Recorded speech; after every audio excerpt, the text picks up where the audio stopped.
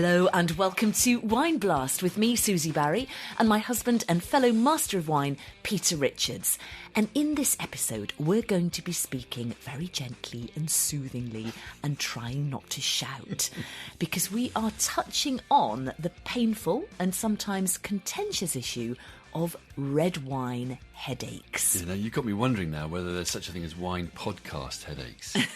Probably any podcast and does that headaches. relate to the quality of the content, or the tone of voice, or the editing values, or the nature of the wines consumed in said podcast? Said podcast. It's a whole field of potential research right there. There we go. But that's not our focus Not here, today, is it? not No. today. We want to put the very specific problem of red wine headaches under the microscope, discussing some fascinating new research with the scientists behind it, identifying a potential culprit, and digging into some potential implications and solutions. It's true crime meets wine.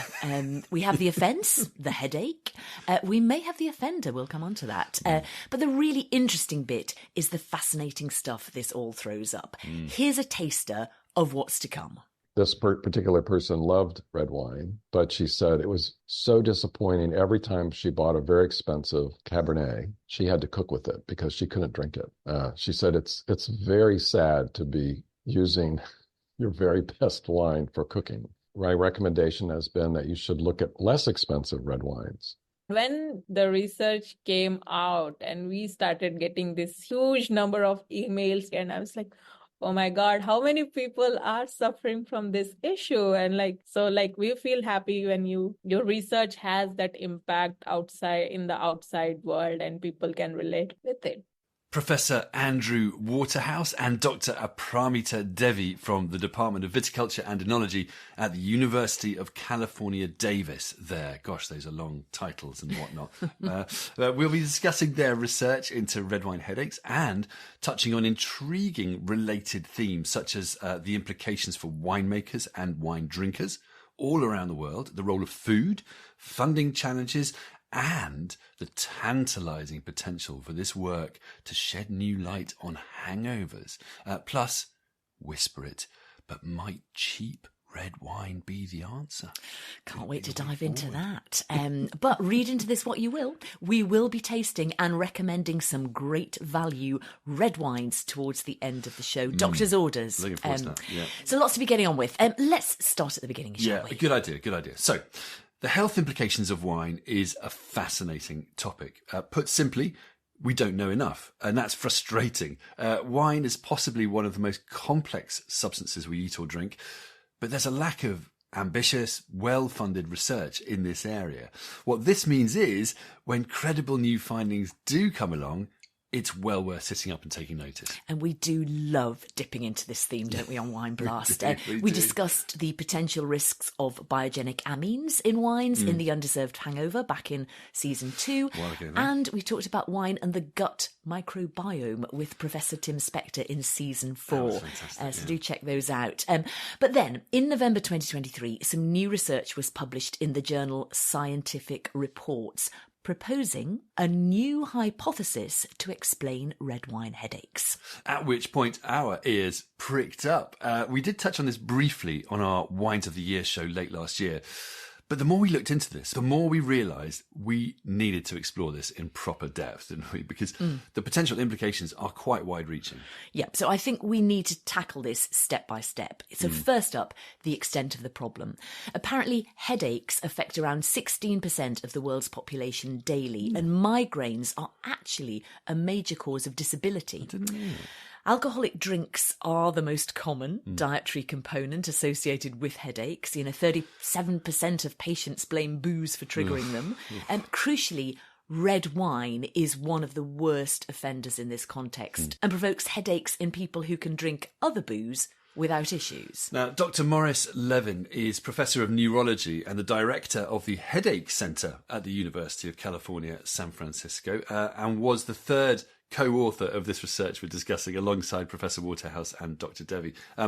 He told me it's hard to know how many people actually suffer from red wine headache, but about 25% of people who suffer from migraines get red wine headaches.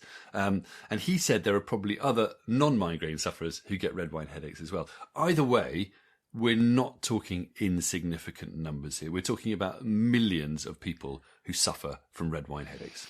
Now, what causes this issue and how that works has so far remained elusive. People have blamed sulfites, biogenic amines, phenolics and tannins. But as the researchers say in their paper, and I quote, no chemical constituent has been clearly implicated as the primary trigger of red wine headache, nor has a mechanism for eliciting the headache been proposed. But now we may be on the verge of a breakthrough. We may indeed. But before we come on to that, though, we need to talk about alcohol. Do we? We do. Oh. I mean, if I had a penny Again? for every time I'd heard that, particularly in my school career. Anyway, no. Let's talk about alcohol. So when we drink alcohol, or ethanol, to be more precise, our body breaks it down. Okay, the liver has 2 enzymes to do this, and it's a 2-step process. The first enzyme is alcohol dehydrogenase, which converts the ethanol into acetaldehyde. Now, acetaldehyde is definitely a name to remember in this context. It's a key player. You could even call it the villain of the piece, but that might be a bit harsh. Either way, acetaldehyde is nasty stuff. It's very toxic, also carcinogenic. It messes with your body and your mind. So your body wants to get rid of it. Yeah.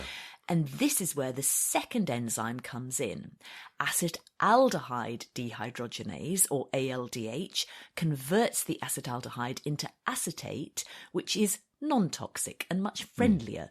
So, disaster averted. Phew. So we can keep calm and carry on, or carry on drinking. Indeed. Sort of. Because, and this is the problem, in some people, this process doesn't work properly. For example, it's estimated that around 40% of people of East Asian descent, so including Han Chinese, Japanese and Korean, have a defective variant of this ALDH enzyme. This means that second step of this process, the breakdown of toxic acetaldehyde into harmless acetate, is impaired. This causes a build-up of acetaldehyde in the blood, which leads to facial flushing, heart palpitations, nausea, and headaches. And this phenomenon, allied to some other interesting research on red wine compounds, was the inspiration for the idea behind this study. Could it be that one compound in red wine was provoking exactly this effect and causing a build-up of toxic acetaldehyde in people who suffer from red wine headaches? Yeah, so to explain, in other words, there's a lot going on here. Some people, for genetic reasons, have a defective enzyme, which means they can't process alcohol properly in their bodies. But some other people can drink alcohol fine, no problems. It's just red wine that causes these issues or headaches. So, could there be something in red wine they could identify as the culprit? So postdoctoral researcher Dr. Apramita Devi and Professor Andrew Waterhouse put their heads together and designed some experiments. They had initially hoped to do it in vivo or human trials, but their funding wouldn't stretch that far, something we'll come back to. So they limited themselves to in vitro trials, lab-based, test tube stuff. And what they found was intriguing. Yeah, so at this point we should bring in Andy Waterhouse, a Professor Emeritus of Enology at UC Davis, but who describes himself quite humbly as a wine chemist. I asked him first about the symptoms we're talking about here. We're talking about severe headaches, not mild headaches, and headaches that occur very shortly after drinking red wine. But those headaches don't occur in these particular people, don't occur after consuming white wine or other alcoholic beverages. So the symptoms appear uniquely only after consuming red wine. Now, this is different from a hangover, which may occur hours later or even the next morning. These occur within, say, a half hour of consuming red wine. So in terms of quantity, I mean, is there, how much do you have to drink before getting these adverse effects? What I've heard is about a half a glass of red wine, which of course is a very indistinct amount, but it's not a large quantity. Yeah, that's not very much at all, is it? So now let's get on to the why. Why are these bad things happening, these adverse health effects happening to people? Well, to clarify, there's been many speculative propositions made over the years. The ones that are most commonly voiced are sulfites, biogenic amines, or tannin. And the key is that all those have been proposed without any specific mechanistic explanation. So what we've discovered is that there's something in red wine, specifically red wine, which inhibits the metabolism of alcohol. This leads to the accumulation in the blood of acetaldehyde, and acetaldehyde is what's inducing the headache. So tell me about this substance that is causing all the problems. So the substance is a metabolite of quercetin. So quercetin in various forms is produced by grapes in response to sunlight. We call it like sunscreen for grapes. And there's many experiments showing that the amount of quercetin is directly related to sun exposure. If you carefully keep the grapes in total darkness, the levels will in fact be zero. And levels can vary in wine by fivefold. So between your sort of inexpensive wines where the grapes don't see a lot of sunlight to those that get a lot of sun exposure, there's a huge range. And it's very unusual to have such a large discrepancy between two types of wine of any particular substance. So when you consume anything with quercetin, your body converts it to quercetin glucuronide. And that seems to be a tremendously effective inhibitor of the enzyme that breaks down acetaldehyde. Right. So you've got this quercetin coming into your body at the same time as the ethanol. Right. Your body converts it to this substance which inhibits the breakdown of alcohol, which your body would be doing normally. Right. And you get stuck with all this acetaldehyde in your blood, which is horrifically inflammatory and horrible. Exactly. It causes inflammation in lots of places. And one of the things it will do is induce a headache. One of the clues that led us to this is that there's a certain population of people who, when they consume alcohol, flush. And that flushing is a result of poor breakdown of acetaldehyde. So those people have an enzyme that's supposed to break down acetaldehyde as part of alcohol metabolism, but it doesn't work very well. One of the symptoms they experience is, in fact, headache. And in general, people who are really severely affected by this can't drink at all. They feel so bad that they just don't drink. So looking at that and realizing that they experienced headaches, I investigated, is there anything in wine that could inhibit that enzyme? And it turns out that quercetin does, and this metabolite is even more effective. So then the question becomes, why does this seem to affect certain people and not others? That's a really good question. And we don't know the answer yet. We don't have an answer. No. Okay. I mean, I think that you could imagine there's a couple possible reasons. One is that the enzyme that this population has is particularly sensitive to this metabolite. It could be that they're more sensitive to acetaldehyde, but it'll take some experimentation to sort through these various possibilities.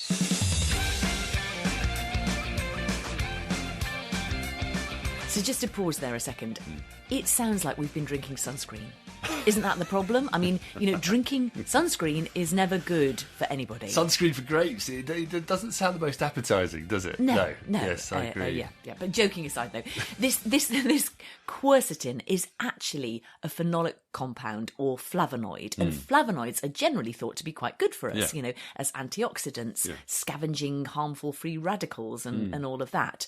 But the point is, when we ingest quercetin, our bodies turn it into quercetin glucuronide. And in some people, this quercetin glucuronide prevents their body breaking down acetaldehyde, and that's when bad things happen. Exactly. So quercetin by itself, or quercetin glucuronide, isn't necessarily bad. It's probably quite good for us, as you say. The problem comes in some people, and as Andy said, we don't really know why some people are more affected yet. The problem happens in some people when the body ingests quercetin along with alcohol. That's the key dynamic metric here.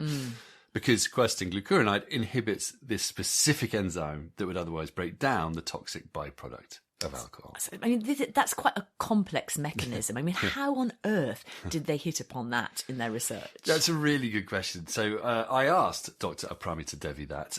She actually conducted all the experiments.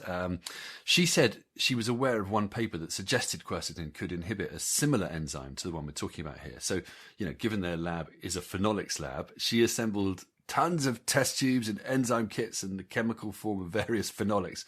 And she just went for it, to see if she could find a compound that was causing the level of enzyme inhibition that would lead to a severe reaction like red wine headache. So I started screening every kind of phenolics possible. So I started testing, and then we found that, quercetin does, but it does not inhibit that much. So we went to the next step. Is it just quercetin or something else is happening? So the next step is looking into the metabolism quercetin in body to understand what happens to quercetin when you drink it or eat it. So it doesn't remain as quercetin, it changes form into quercetin 3-glucuronide.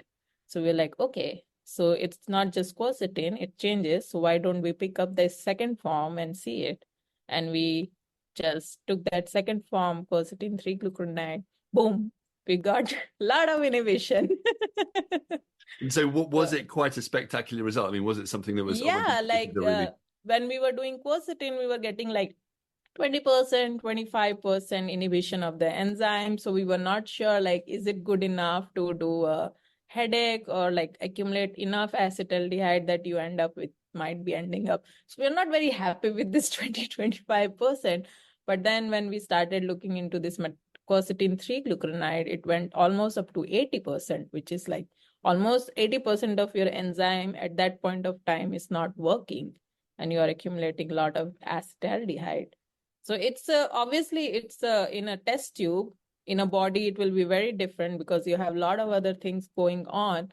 But 80% in test tube is a good starting point, I feel.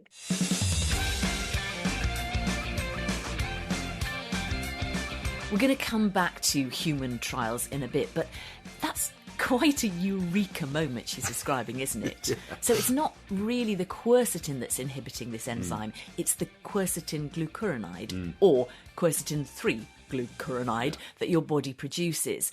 And if it's stopping the enzyme working to the tune of 80%, that really is significant. It's a proper blocker. 80%, seriously. That's a lot. That's the majority, isn't it? And it's a very significant finding, as you say. Obviously, the mechanism still needs to be studied in human trials because things are very different in the body to in the test tube. But, if this is proven, then it opens up a whole new field of understanding. And hopefully it will be a big help for people who suffer from this, really painful issue. Okay, so on that eureka moment, I think we should take a breath. Coming up, we have some rather juicy material, including a major justification for buying cheap red wine. Music to everyone's ears when money seems to be shorter than ever right now. And our top tips for the kind of cheap red wines to buy. To recap so far, scientists have identified a substance in red wine that may be causing red wine headaches, namely quercetin, or more accurately, its metabolite, quercetin glucuronide. Quercetin is a flavonoid, a phenolic compound that's produced when grapes are exposed to sunlight, and its concentrations in wine can vary significantly. And this opens up another line of questioning. Precisely. One we definitely wanted to get into. So Professor Andrew Waterhouse, mentioned that wines can vary significantly in their quercetin levels. Some wines can have up to 5 times as much as others. And one of the key drivers here is sun exposure, because grapes produce quercetin in response to sunlight. So I asked Andy Waterhouse, if someone does suffer from these red wine headaches, but they really want to drink some red wine, which wines would be safest to drink? Yes, that's a very good question. Unfortunately for wine consumers, there's not ready data about the level of these substances in wine. In fact, I've made inquiries with a number of people, and many of the wine companies don't track this data either. It just hasn't been an issue up till now. If some consumers clamor for the information, It will be made available. I mean, it's easy to measure. I mean, relatively easy to measure. It's fairly expensive in terms of analysis, but the methodology is very well known, and any good laboratory could do it. But that information is just not available in general. Yeah. What we can say from a general perspective is that inexpensive red wines generally come from very large grapevines. So in order to make an inexpensive wine, you have to have a productive vineyard.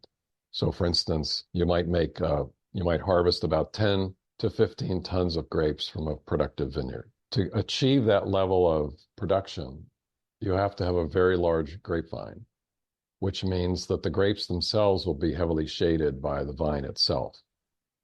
Whereas if you're making very expensive wine, and typically this is what happens, you might notice this when you visit famous vineyards, that the vines are fairly small and you can see the grapes. They're sitting there right in front of you. And that if you can see them, then they're getting much more sun exposure. So given that general rule, my recommendation has been that you should look at less expensive red wines, which for wine lovers may be a somewhat disappointing. Or you could say it the other way and say it's great. You're recommending cheaper reds, good value reds as a way of avoiding red wine headaches. Yes, so they can try that. It might be successful. A few people have mentioned to me that this does work for them. That's really interesting. I suppose, alternatively, you could look at areas which are maybe get less sunlight, less aggressive sun exposure, or where winemakers or viticulturists tend to leave the grapes a bit more shaded. Yeah. So one person contacted me. I mean, I got many people contacting me, and they were asking for advice, and I gave them that advice, and they said yes, they in fact knew that already, and this particular person loved red wine, but she said it was so disappointing every time she bought a very expensive Cabernet, she had to cook with it because she couldn't drink it. She said it's very sad to be using your very best wine for cooking. But you make good gravy, I suppose. That's great. So the answer is cheap red in some instances. Alternatively, I suppose you could say it's safer to drink white. It's perfectly safe to drink white because the level of these substances would be very low. The only exception would be a skin contact white. It could be levels. Of course, there's no data on this, but in theory, if you made an orange wine, or sometimes they're referred to as skin contact whites, there would be an opportunity to extract some of this quercetin into the wine. Yeah, and I suppose rosé, similar sort of to orange wine in that sense, perhaps?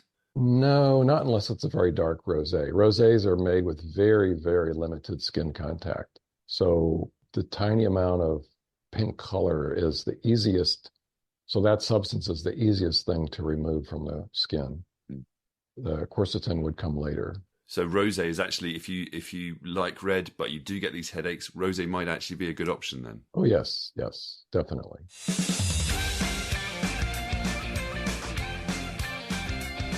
Yet another reason why drinking rosé is a good idea. Do we need any more? I mean, we've already got many. So many. Quiche being one of them, but, As for the gravy, I think that sounds like pretty tasty gravy, doesn't it? I tell you what. But anyway, no, to be serious, what Professor Waterhouse is saying, as far as I can understand it, is that for those who suffer from red wine headaches, white and rosé are good options. Yes. But absolutely. if you really can't do without red, then the best option is a cheap red, because it will likely have been made from high-yielding vines. Cheap red. It's the way forward. Yeah. And to ripen a big crop off each vine, you'll need a lot of grapes. So some will inevitably be shaded in the bunches. Yeah. Plus you need a lot of photosynthesis going on. So lots of leaf cover also means further shading, which in turn means less sunlight exposure for the grapes, hence less quercetin, meaning less enzymatic inhibition, meaning less acetaldehyde buildup. Bingo. Yeah, absolutely. Spot on. Whereas, to draw the comparison, your fancy pants big money reds, will tend to have very neat trimmed canopies and small amounts of grapes, which are often exposed to the sun very photogenically. Of course, this isn't always the case. These are all generalizations, but it's an interesting point. Probably more likely. And these premium grapes also tend to be macerated for longer in the juice, again, upping the the quercetin content. On that note, actually, as he said, orange wines or skin contact whites often have considerably more phenolics extracted from them than whites or rosé, because they tend to spend longer in contact with the skin. Normal rosé, exactly, yeah. you know. But equally, some orange wines have much more skin contact than others. Yeah. So it's really hard to generalise. And this is a really important point. This is all relative. I think I'm hearing a qualifier coming on here. Well, you know, I did want to say, you know, Professor Waterhouse was quite clear that, you know, while lots of red wine headache sufferers told him that cheaper wines were less troublesome for them, it's hard to generalise about which wines would be safer for people who do get these headaches. You know, for example, one producer of cheap reds may expose his grapes to sunlight more than his neighbour, because he has a very specific type of training or trellising for his grapes or whatever. Yeah.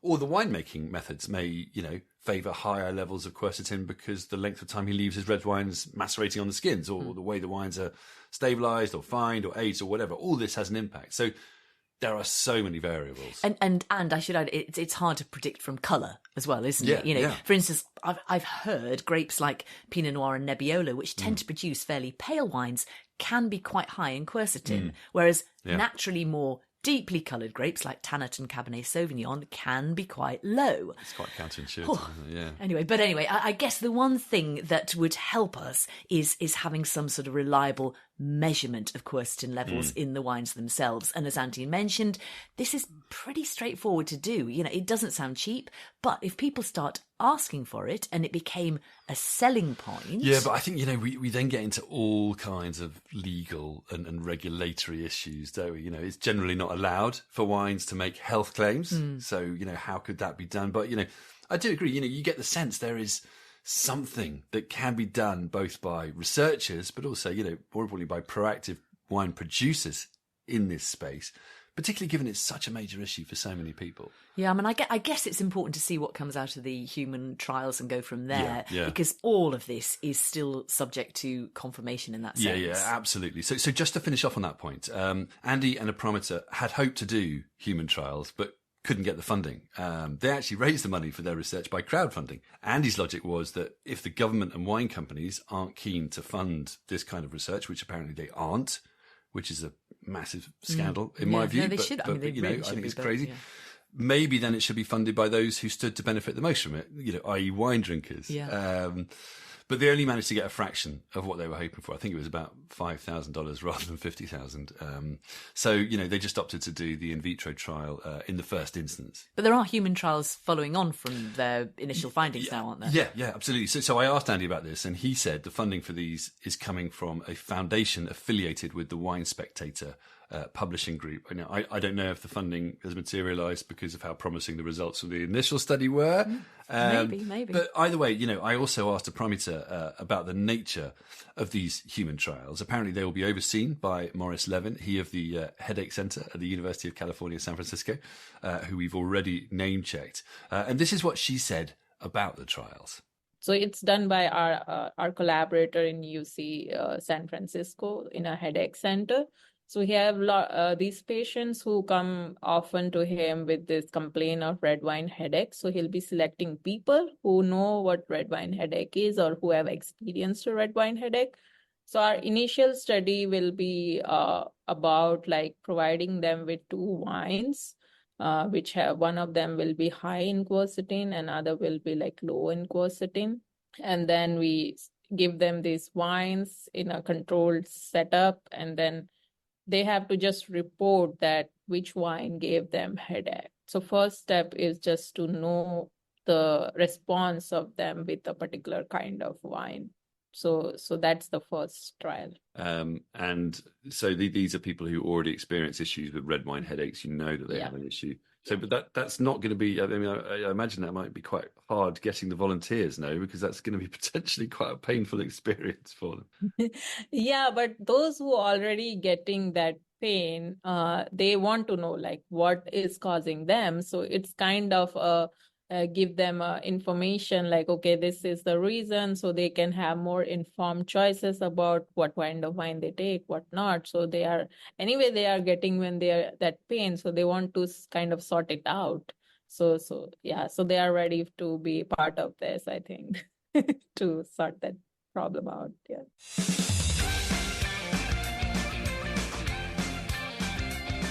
That's altruism for you, isn't it? Yes. Sacrificing yourself for the Wow. good of humanity's drinkers. Yeah, I mean, we're lucky. We don't suffer from red wine headache, do we? But No. If we did, would we be first in line to volunteer? I think we'd have to be, surely. I'd like to think we would. Be in our interest, frankly. But still, the bigger point is for those people who are going to volunteer, who are volunteering, good on you. Yeah. Good on you. That's fantastic. Anyway, so Andy Waterhouse said the plan is to start trials this summer. I also asked Dr. Levin, who confirmed the trials will be starting soon, with the results being published ideally mid-2025, something like that. So we've got time. So I guess we'll need a follow-up episode then, won't we? We absolutely will. Good. That's future promotion of the podcast. Yes, outstanding. I love where you are with that. Anyway, Dr. Levin also confirmed that the aim of the trials was to see whether wines with high quercetin levels predictably led to headache in people prone to red wine headaches. We've got the theory. Now we need the real world proof. That's the key thing. So they're also hoping to shed light on what makes certain people susceptible to this issue and not others. And they want to learn a bit more about the nature of these headaches, particularly migraines. I mean, there are still quite a lot of questions to be answered, aren't there? Yeah. Why some people suffer and others not is a key one, as you've said.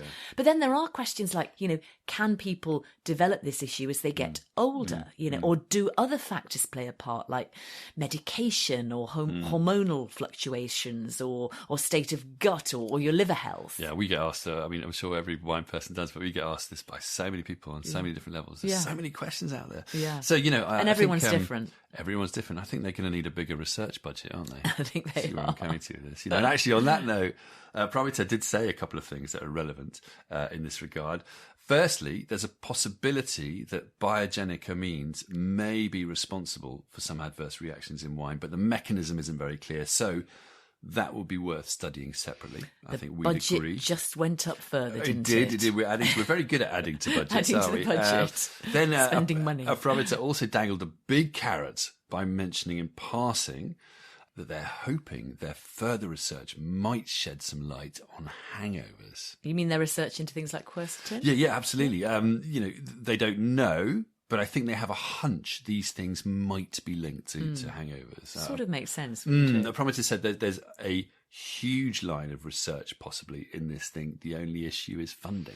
Where do we sign up? If they can help us avoid hangovers, we may not get red wine headaches, but a hangover, Yes, we definitely exactly. do. And that's for a holy grail, isn't it? Sorting that one out. I am so there. And Gosh. it's funny you said you'd be keen to sign up because, Paramita did send me a link to their crowdfunding page. You can put your money where your mouth is. Is she paying you? The opportunity is there if you want to support proper wine research that could help change things, for the better. I'll put that link in the show notes. But that's a big thing, hangovers, isn't it? Yeah, though I should add that the Paramita was very keen to stress they don't want to make big claims at such an early stage. They might find things, they might not. And you don't want to say to people, crowdfund us and we'll eliminate hangovers forever. No. That's not going to happen and people may get disappointed. And before we know it, there'll be angry mobs with pitchforks and flamethrowers at the gates of the lab. Talking of forks, one thing that has been going round in my mind is gravy. Gravy. The way Back my to mind gravy. works. Yeah, Yes. because there is a link with food in all of this, isn't there? Yeah, this is interesting, isn't it? Yeah, so quercetin isn't just found in grapes. It's found in all kinds of fruit and veg and herbs and spices, from berries to broccoli, cherries, citrus fruits, onions, capers, green tea, cocoa powder, kale, dill, coriander, lettuce, tomatoes. I could go on. You could. Shall I stop you and Probably. just say it's sold as a food supplement, isn't it? That As well. we just probably combine everything. Yeah, absolutely. but So, yeah. if you eat these foods, or the supplement, Supplement. you get the quercetin. And that's all good, because, and this is the important bit, there's no alcohol to cause the adverse reactions when you're talking about food. Remember, quercetin glucuronide inhibits the breakdown of acetaldehyde, which comes from alcohol. That's when the headaches occur. Yeah, so in the gravy example, that's okay because the alcohol would presumably be boiled off in the gravy. Exactly. But there's another dynamic to bear in mind here Oh, dear. that's worth throwing in. Remember we said white wine or rosé wine would be okay for red wine headache sufferers? Yeah. Well, that's not totally true because if you're drinking, and this is a hypothesis, but if you're drinking white wine, you've got alcohol, right? Yeah. The white wine might not have the quercetin in, but you see where I'm going here. I do. If you're drinking it with a plate of food, which that's is likely full of quercetin, exactly. So, a fresh kale and tomato salad with onions and capers and broccoli, that kind of thing. It's not something I would ever not a recipe I've knowingly seen a eat lot. myself, I have to say. But let's just, for the sake of argument, let's say I've gone on a health kick. Yeah. That's what I'm eating. It wouldn't be particularly nice. But I get red wine headaches, and I was drinking it with white wine. You could still get the red wine headache. Except it's not really a red wine headache, is it? Exactly. Or is it? Precisely. Oh, Well, anyway, before my head starts to spin or even ache, I think we should come on to our recommendations, shouldn't we? Let's just drink. yeah, okay, let's get things spinning in another way. Given we have it on very good authority that a less expensive red wine might be the best option for red wine headache sufferers, we decided to hunt around for some very inexpensive reds that punched well above their weight. And so we went to two of the UK's biggest supermarkets, and we found some pretty interesting things. We also wanted to look at areas or regions which maybe get slightly less sun exposure. I think given this research was done in California, their frames of reference to a certain extent were Napa Valley at the top end for Cabernet, and then maybe big volume Central Valley blends for the inexpensive stuff. We want to look a bit more to Europe to look at the cheaper end of the spectrum here, don't we? So it's not super easy because, most of the sort of cheap and cheerful blends from Europe are in the warmer areas. But, anyway, we lined up a selection of cheap reds, some of which, it has to be said, were pretty diabolical. We are talking... Perhaps mentioning no names. Thin, weedy, dilute, sickly, cloying in some instances, life's too short kind of wines. Yeah. You know I what mean, I'm just talking about. unbalanced, basically, and bad. But then there were some that really impressed us, even indeed. if we didn't always agree, which I'm sure everybody would expect from us. And I have to say, many of these wines did leave us wondering if anyone was actually making any money on them after tax and basic costs. Yes, that's a worry. But anyway, putting such reservations temporarily to one side, my first pick was the cheapest, wasn't it? Who'd have ever thought that? It was the Italiano Vino Rosso at £4.50 from Tesco. You make it sound so romantic. For a second. It's so basic, it doesn't even have a vintage. No, and just looking at it now, I mean... Yeah. I mean, it's a blend of Sangiovese and Montepulciano and Merlot, apparently. Yeah, you can glamorise it all you like. I mean, you said it looked like cooking wine. Well, it does. It absolutely does. The bottle and in the glass. It's pale and you think it's going to taste of nothing. But actually, it's a steal. I was so surprised. I mean, maybe, the fact it looked so sort of unpromising was... a good thing, but it had lovely aromas of red fruit and wild herbs, and then a refreshing kind of slightly crunchy palate feel with some cherry flavours. What it's not chewy or drying or sickly like so many wines at this price. It's just upbeat and simple, definitely light-bodied, but it's sort of unpretentious in a way that inexpensive Italian wines can be. I'd rather have this than so many of those sort of overcooked blockbuster reds out there. You could just knock this back. It's very simple. Actually, Italiano. Parameter did mention that Italian wines had come up in the correspondence that they'd received, about which wines did work for some red wine headache sufferers. So that did guide our sort of selection slightly. Anyway, I see your Vino Cheapo Italiano, and I raise you a Toro Loco. Ooh. A Mad Bull Tempranillo Bobal 2022 from Utiel Requena in Spain. This is all of £4.99 at Aldi, and it packs a punch. How expensive is that? Well, it's a proper little fruit bomb, bursting with berries and cherries. It's juicy and it's fruity and. It's a bit simple, but it's not confected or stewed like you were saying. It's just fun and refreshing. It's a perfect quaffle, isn't it? You're It's right. got a bit of Spanish swagger to it as You're well, right, which you're I right. love. But I'm going to stick with Italy, actually. And I'm going to go up a tiny bit in price with our next wine. I've got the Castellore Primitivo di Puglia 2022, which is a whole whopping $5.99 at Aldi. Blowing the budget here. I really am. You're worth it, darling.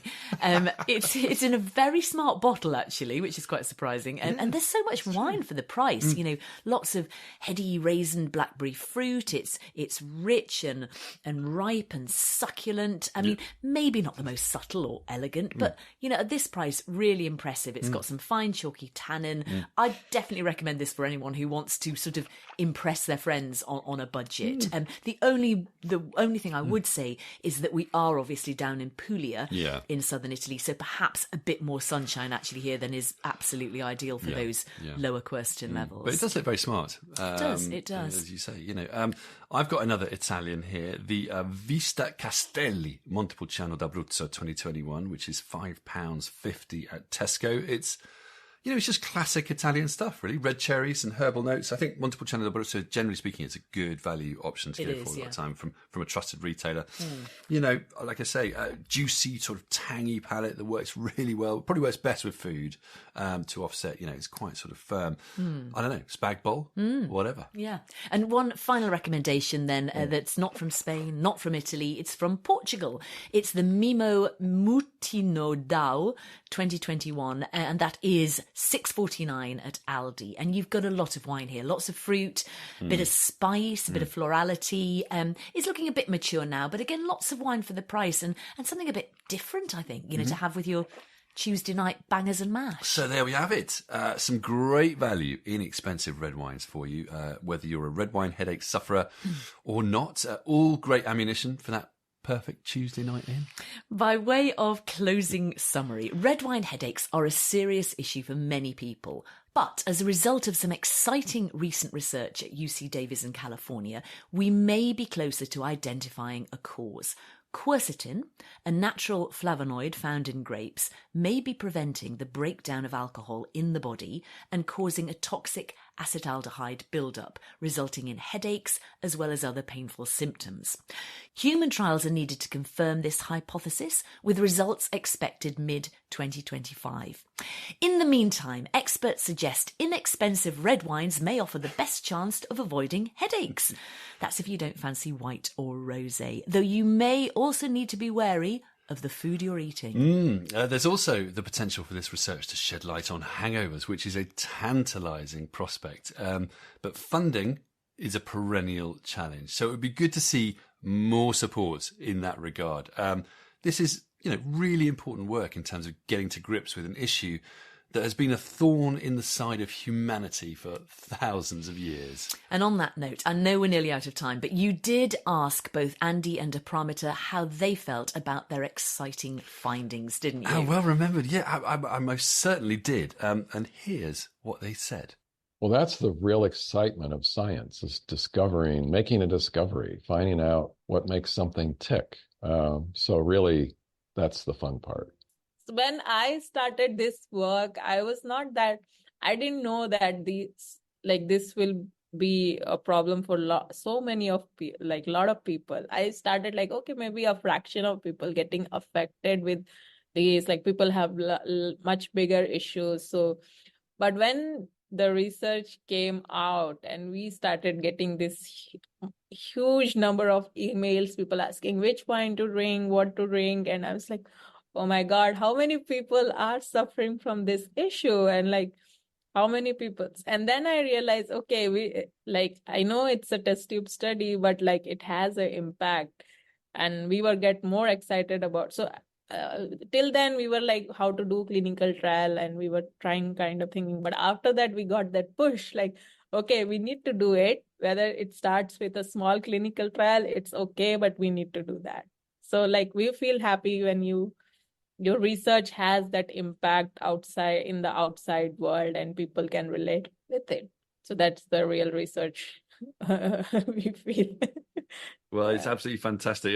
Congratulations on your excellent work. Here's raising a glass to you. But Paramita, thank you very much indeed. Thank you, Peter. Thank you for making us part of this show and bringing the research to more people out there. So there we go. Here's to the power of research and making new discoveries.